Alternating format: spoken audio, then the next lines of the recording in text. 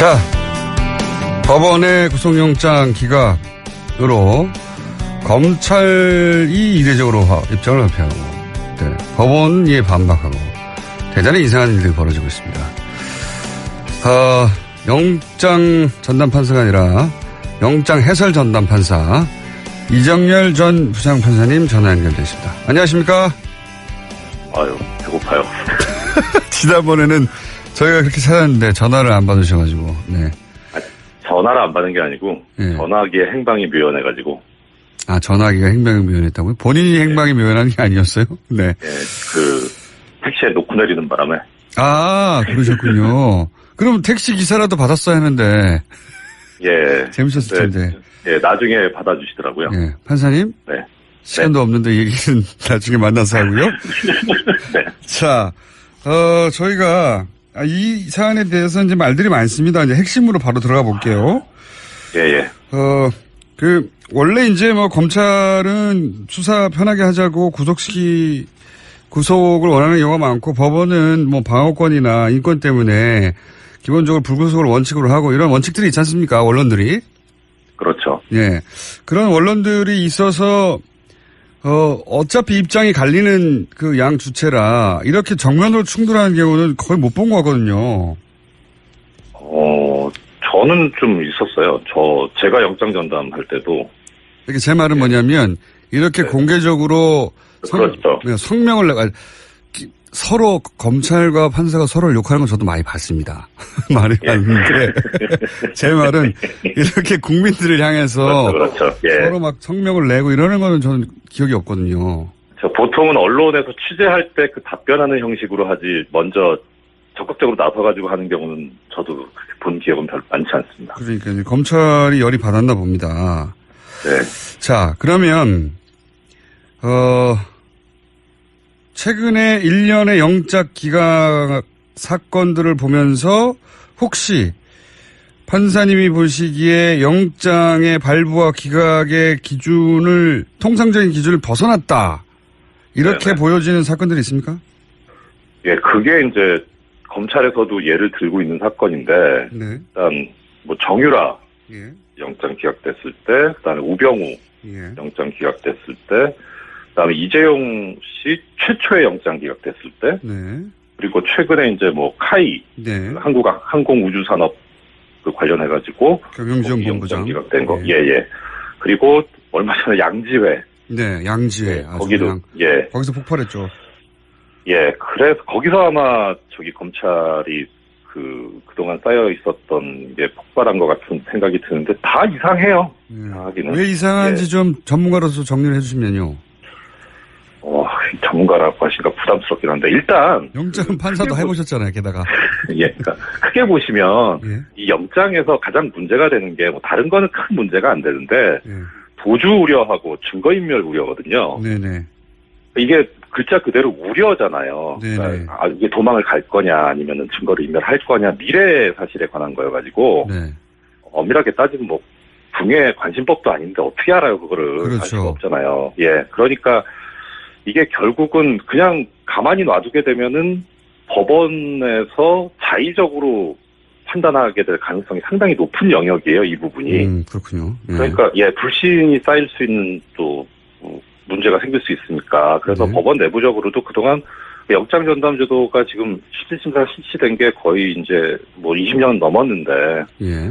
그동안 이제 어떻게든 이걸 객관적으로 좀 기준을 마련을 해서 예측 가능성을 높여보자. 이제 그런 시도들이 계속 있었거든요. 그래서 통상적으로 이 정도면은 다들 발부하거나 기각하는 기준들이 관례적으로 쌓여왔다 이거죠? 그렇죠. 예. 네, 그렇습니다. 그래서 뭐 예를 들어 정유라 씨 같은 경우에 보면 네. 이제 도주 우려가 없다고 영장이 기각이 됐었잖아요. 네. 그러니까 결론적으로 도주는 안 했잖아요. 네. 하지만 맞아요. 없어진 기간이 엄청 이거 억지로 그렇죠. 기자들이 차단했지 않습니까? 도망가던 걸. 그러니까요. 그러니까 이제 이게 나중에 지나서 결과적으로 맞을지 모르겠는데 결국은 그 당시에 영장 발부냐 기각이냐 이거를 결정할 때 어떤 기준이 있어야 되는 거니까 예. 그걸 객관적으로 마련하려면 지금 공장장님 지적하신 대로 네. 행방이 묘연했다. 그렇죠. 그다음에 카이 경영본부장 같은 경우에는 영장 실질심사에 출석을 안 했어요. 뭐 특별한 사유를 대지도 않고. 이렇게 되면 도주의 우려가 바로 있는 거 아닙니까? 그렇죠. 도주의 우려가 있다고 봐야죠. 이런 경우에는. 그러니까요. 다 왔고요. 예. 그리고 뭐 예를 들어 이제 이재용 부회장 같은 경우에는 실형 선고가 예상이 되고 실형 선고가 됐고 또. 네.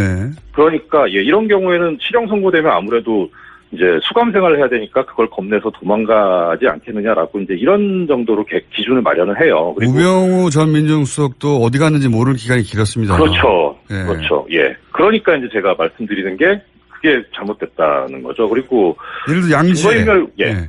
예, 양지혜도 그렇고. 예. 양지혜 그러니까 양지혜 같은 경우에는 예. 예. 이제 증거인멸 우려 부분인데 예. 이제 증거인멸하는 것도 보통은 이제 이 증거라는 게 사실 뭐 예를 들어 객관적으로 100개의 증거가 있다. 네. 근데 그 100개를 전부 검찰이 찾아냈다. 그러면 사실 증거인멸의 우려가 없는 거잖아요. 그렇죠. 그런데 그게 증거가 100개가 있는지 100개인지 아닌지조차도 사실 모르는 거잖아요. 맞습니다. 네. 그러니까 검찰 입장에서는 모든 증거를 수집을 하려고 애를 쓰는 거고 당연히 그래야 하는 거고요. 근데 이때 이게 증거라고 하는 게 유죄 증거도 포함이 되지만 네. 또 이제 뭐 유죄는 유죄인데 형편없이 형을 낮게 받으면 또 안 되잖아요. 그 죄값을 치러야 되니까. 예. 그러니까 적정한 형을 받게 하기 위한 증거도 수집을 해야 되거든요. 당연히 그렇겠죠. 그렇죠. 예. 그런데 이번에 양지혜 같은 경우에 뭐 몇 번 그런 비슷한 얘기가 나왔는데 기본적인 증거가 수집돼 있기 때문에 증거인멸의 우려가 없다 이렇게 표현을 했더라고요. 저 처음 들어본 말입니다. 저도 그래요. 이 기본적인 증거라는 게 뭔가. 그러니까요. 예. 이게 그러니까 정말 뭐 그 옛날에 그 보수 언론이 많이 얘기하던 아주 튀는 용어예요. 이게 생판 들어보지 못한. 그래서 이게 기본적인 증거가 뭔지를 좀 뭐 어떻든 그 통용되는 용어로 분석을 해보려고 했는데 직접 증거로 이해를 할 수는 있어요. 유죄를 증명하기엔 직접적인 증거. 그렇게 이해를 할 수는 있는데 그럼 이제 아까 양형에 관련된 증거 부분은 좀 날아가게 되는 거죠. 예를 들어서 결정적 증거를 확보했으므로 이러면 그나마 조금 이해하겠습니다. 그렇죠. 예. 왜 기본 증거를 확보했다고 나머지 증거를 확보하기 위한 그 구속을 막아버리는 건지 난 이해가 안 가거든요. 그렇죠. 그런 개념도 없다고 하시고, 예. 그리고 그 다음에 이제 검찰에서 지적하고 있는 부분이 뭐냐면 이제 그 공범자에 대한 수사를 방해를 하는 정도로 이제 영장이 기각이 됐다라는 얘기인데 이게 무슨 얘기냐면은 증거인멸 우려를 판단을 할 때 이제 조사받지 않은 공범이 있으면 자기가 먼저 조사를 받고 말을 맞출 수가 있거든요. 그렇죠. 그걸 굉장히 그렇죠.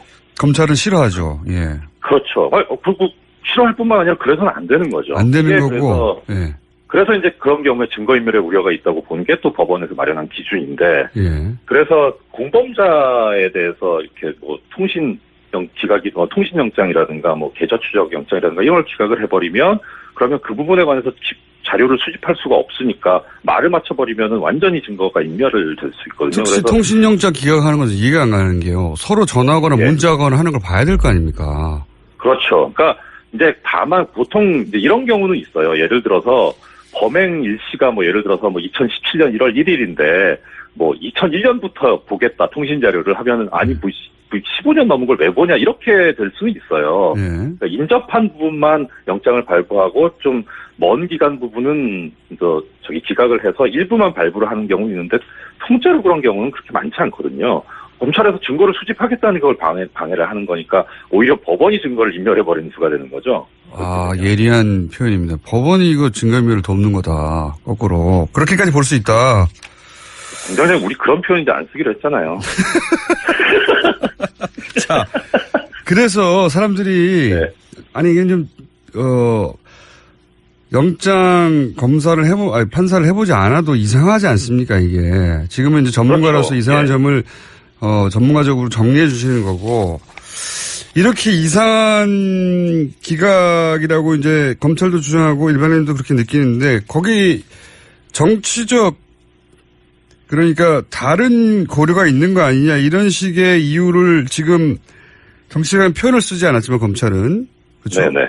법과 원칙에 뭐 다른 것도 있는 거 아니야? 이렇게 이제 물었거든요. 1분밖에 시간이 안 남았는데, 이게 굉장히 이제 위험하다기보다는 책임을 질 수도 있는 발언이기 때문에 조심스러울 것 같긴 한데. 조심스럽게 어떻게 1분 안에 합니까? 아니, 그건 그렇고. 그러니까, 방금 공장님 말씀하신 대로. 이상하죠? 안 했는데, 이상하죠. 예. 그러니까 뭐 몇 가지가 있는데, 시간이 없다고 하시니까 하나만 좀 예를 들어보면, 작년에 중앙지법 영장 전담이 24기, 25기였었거든요. 부장 둘이. 이제 네. 판사 한 사람, 부장 둘 이렇게 했는데, 24기, 25기가 있었는데, 올해는, 그러면 이제 한 해 지났으니까 25기, 26기 이렇게 하면은, 그렇죠.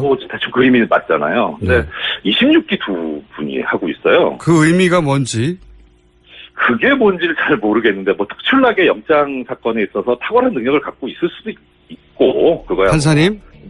네. 시간이 다 돼서 내일 아침에 5분 더 해야 될 것 같습니다. 아, 네. 내일 아침에 뵙겠습니다. 네. 이상열 판사였습니다. 내일 뵙겠습니다. 안녕! 사안에 대해서 이제 말들이 많습니다. 이제 핵심으로 바로 들어가 볼게요. 예. 원래 이제 뭐 검찰은 수사 편하게 하자고 구속을 원하는 경우가 많고 법원은 뭐 방어권이나 인권 때문에 기본적으로 불구속을 원칙으로 하고 이런 원칙들이 있지 않습니까? 언론들이. 그렇죠. 예. 그런 언론들이 있어서 어차피 입장이 갈리는 그 양 주체라 이렇게 정면으로 충돌하는 경우는 거의 못 본 것 같거든요. 저는 좀 있었어요. 제가 영장 전담할 때도. 이렇게 제 말은 뭐냐면 이렇게 공개적으로 그렇죠. 성명을 서로 검찰과 판사가 서로를 욕하는 건 저도 많이 봤습니다. 많이 봤는데 제 말은 이렇게 국민들을 향해서 그렇죠. 예. 서로 막 성명을 내고 이러는 거는 저는 기억이 없거든요. 보통은 언론에서 취재할 때 그 답변하는 형식으로 하지 먼저 적극적으로 나서가지고 하는 경우는 저도 본 기억은 별로 많지 않습니다. 그러니까 검찰이 열이 받았나 봅니다. 네. 자, 그러면 최근에 1년의 영장 기각 사건들을 보면서 혹시 판사님이 보시기에 영장의 발부와 기각의 기준을 통상적인 기준을 벗어났다. 이렇게 네네. 보여지는 사건들이 있습니까? 예, 그게 이제 검찰에서도 예를 들고 있는 사건인데 네. 일단 뭐 정유라 예. 영장 기각됐을 때, 그다음에 우병우 예. 영장 기각됐을 때, 그다음에 이재용 씨 최초의 영장 기각됐을 때, 네. 그리고 최근에 이제 뭐 카이 네. 한국 항공우주산업 그 관련해가지고 경영지원본부장 영장 기각된 거, 예. 예. 그리고 얼마 전에 양지회, 네, 양지회. 아주 거기도 그냥 예, 거기서 폭발했죠. 예. 그래서 거기서 아마 자, 법원의 구속영장 기각으로 검찰이 이례적으로 입장을 발표하고, 네, 법원이 반박하고, 대단히 이상한 일들이 벌어지고 있습니다. 영장 전담 판사가 아니라 영장 해설 전담 판사 이정열 전 부장판사님 전화 연결되십니다. 안녕하십니까? 아유 배고파요. 지난번에는 저희가 그렇게 찾았는데 전화를 안 받으셔가지고, 네. 전화를 안 받는 게 아니고 예. 전화기에 행방이 묘연해가지고. 아, 전화기가 행방이 묘연했다고요? 본인이 행방이 묘연한 게 아니었어요? 네. 예, 그 택시에 놓고 내리는 바람에. 아, 그러셨군요. 그럼 택시 기사라도 받았어야 했는데. 예. 재밌었을 텐데. 예, 나중에 받아주시더라고요. 예. 판사님? 네. 시간도 없는데 얘기는 나중에 만나서 하고요. 네. 자, 저희가, 저기 검찰이 그동안 쌓여 있었던 게 폭발한 것 같은 생각이 드는데 다 이상해요. 이상하기는. 왜 이상한지 예. 좀 전문가로서 정리를 해주시면요. 전문가라고 하시니까 부담스럽긴 한데 일단 영장 판사도 해보셨잖아요, 게다가. 예, 그러니까 크게 보시면 예. 이 영장에서 가장 문제가 되는 게 뭐 다른 거는 큰 문제가 안 되는데 예. 도주 우려하고 증거인멸 우려거든요. 네네. 이게 글자 그대로 우려잖아요. 네네. 그러니까 이게 도망을 갈 거냐 아니면은 증거를 인멸할 거냐 미래 사실에 관한 거여가지고 네. 엄밀하게 따지면 뭐 궁예 관심법도 아닌데 어떻게 알아요 그거를. 그렇죠. 알 수가 없잖아요. 예, 그러니까 이게 결국은 그냥 가만히 놔두게 되면은 법원에서 자의적으로 판단하게 될 가능성이 상당히 높은 영역이에요, 이 부분이. 그렇군요. 예. 그러니까, 불신이 쌓일 수 있는 또, 문제가 생길 수 있으니까. 그래서 네. 법원 법원 내부적으로도 그동안 영장 전담 제도가 지금 실질심사 실시된 게 거의 이제 뭐 20년 넘었는데, 예. 그동안 이제 어떻게든 이걸 객관적으로 좀 기준을 마련을 해서 예측 가능성을 높여보자. 네, 그런 시도들이 계속 있었거든요. 그래서 통상적으로 이 정도면은 다들 발부하거나 기각하는 기준들이 관례적으로 쌓여왔다 이거죠? 그렇죠. 네, 예. 그렇습니다. 그래서 뭐 예를 들어 정유라 씨 같은 경우에 보면 네. 이제 도주 우려가 없다고 영장이 기각이 됐었잖아요. 네. 그러니까 결론적으로 도주는 안 했잖아요. 네. 하지만 맞아요. 없어진 기간이 엄청 이거 억지로 그렇죠. 기자들이 차단했지 않습니까? 도망가던 걸. 그러니까요. 그러니까 이제 이게 나중에 지나서 결과적으로는 맞을지 모르겠는데 결국은 그 당시에 영장 발부냐 기각이냐 이거를 결정할 때 어떤 기준이 있어야 되는 거니까 예. 그걸 객관적으로 마련하려면 지금 공장장님 지적하신 대로 네. 행방이 묘연했다. 그렇죠. 그다음에 카이 경영본부장 같은 경우